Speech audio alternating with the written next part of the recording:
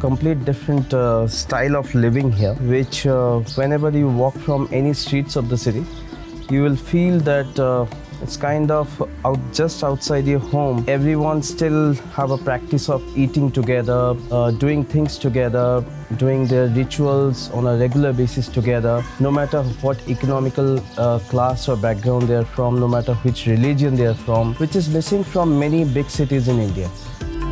Calcutta Walks, of course, it was one such idea brought by one of my dearest friend who is a colleague as well. He started scripting all the walks and three of us also came along together. We didn't want to do regular touristic things to take people on the monuments and museums. You know, they are tired of doing, because somebody who is traveling from Spain, London, Brussels and any other place, that they have seen enough of these museums. So we wanted to take people out in the streets, which to show you the real Calcutta. There is nothing really a facade behind or in front of you, and you see how people really live together. So that's the fun of it. So that's how it's been brought up. Calcutta Bungalow, yes, of course, and we brought people on the streets every day, as we were telling. There was this time then we saw from early 2000 or like 1990s, lovely buildings like representative of the golden era of Calcutta's architecture. These buildings are being demolished. So we wanted to restore at least one building so that there is a beacon which will inspire a lot of people like us. You know, an old building can be relived again. So there is a new lease of life to be given to these old buildings, because houses are built to be lived. Key defining moments would be from 1690, when the first Englishman, Job Charnock, who was from London, he was sailing across the Hooghly River, and he suddenly found this marshland villages across the Hooghly River, and very near to the port. I mean, very near to the mouth of the river, which is the delta of the river. So they were already trading in the upriver. They had faced challenges to bring big ships, which the English thought of making the delta, which is like a much open towards the sea. So that was the port plan which brought them to the city. And then from 1690, they started collaborating to the Rajas, Nawabs and everyone. They brought the businesses up life together, and that's how North Calcutta flourished. In 1756, suddenly the Nawab of Bengal, who was from a Mughal dynasty, he found that a fort was built in Calcutta. And he was surprised to know that, because they were only given trade rights, why the hell they would make a fort suddenly in the center of Calcutta. So Nawab decided to attack Calcutta and siege Calcutta back from the Britishers and take it back. That was the first time when they fought against the English and started rebelling. And within 90 years of that time, 1857 to 1947, we got freedom. But in the middle, in 1911, the capital was moved to New Delhi, and they wanted kind of a central town to control everything. And the anger towards the British, that was rising like hell of something against the British. A huge influence of Chinese, I must say, because all that had come, like anything that are like a regular spicy noodle. Momo, these are very good and well available everywhere, but these things have got completely Indianized. Second is Afghani. Afghani is like, you will go to a cabin and you will find chicken Afghani. So that has come from Afghani fish. It's very common to create that gravy throughout the night, like the same thing like beef nihari, so that the juice goes inside and you have something really juicy and soft flavor. Firstly, it is time when early 1700, when they were moving out of China. First thing is poverty in China. Back then in southern China was a huge section of provinces like Tongwon, Seit, Namsun.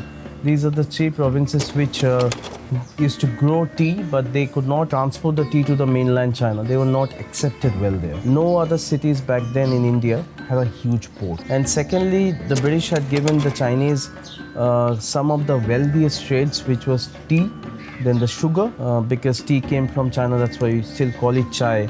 And then the other thing was, one of the main trade was opium. Opium was like a huge thing in British India. They had, of course it's old money now. No one uses it now. Immediately after the constitution was born, it was made illegal. But banks like HSBC, it's built on the opium money.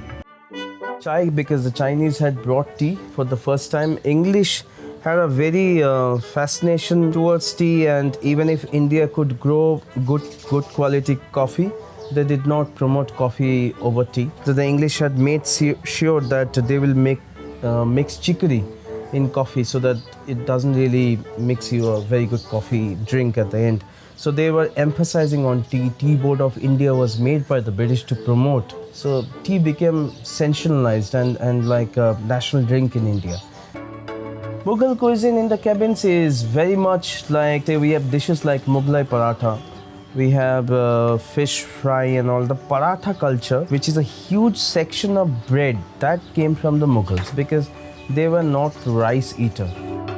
Food cabins across the city, majorly like any part of Calcutta, it has got a common character. First thing would be that it would be mostly running by a Bengali family who had a fascination towards food, because Bengalis eating now, they would be planning for the next meal on that meal itself. So these cabins would become a place where we meet each other for adda session. Adda is a Bengali word which is like gossiping for no reason, and it can be of any topic. And this brainstorming session gives us a character which we are really reactive to politics, is because of that adda session. So cabins are not only food, it's an emotion where you meet each other. And food will be its homemade snack. So it's in Indian word, there's something called jugaad, which is like a cheap alternative but very good, useful. That's exactly the cabin is. Sarbats, yeah. Sarbats, of course, it came from the Arabs and Turks majorly. Bengali cuisine didn't have at all sarbat kind of a structure. I mean, we had drink, but it's simple like a coconut drink. Nothing much beyond it. But when you go to a place like Paramount in College Street, there's so much variety that the Turks really, because the guys came from a very hot region of the world, so they brought sarbat with them. And Calcutta also is very hot in the summer. The humidity is so much that you need to take fluids, liquids so many times in the day. That's what the sarbats were really a relief. Not exactly chicken roll, it's chicken kathi kebab roll. So kathi kebab is because the meat, it's stuffed inside, even if it is like a chicken, mutton, or even if it is paneer, it will be barbecued. It's grilled like a kebab stuff inside. And that's where, when the English started coming in the city, they had added sauces inside any bread. Like having a sandwich, they'll have some tomato ketchup, some mustard inside, or anything like that. But these guys who were majorly Muslims, they didn't have much of an idea about sauce back then. They had chutneys, but the chutneys could not be stuffed inside. So they thought of preparing the meat like a kebab and stuff it inside. So it would be, I would say the first thing would be people. To see the people of the city, so many people like pouring in the streets every time of the day, to see them doing many things together. That's the best part of it. Second is fascinating food. It's excellent food. We can literally live on the street food, all really bankable food. Third is the film, the theater, the art, culture and everything. That's kind of the third reasons. The fourth would be the architecture of the city. So I would say that come to Calcutta to experience a boutique way of laid back and slow paced travel.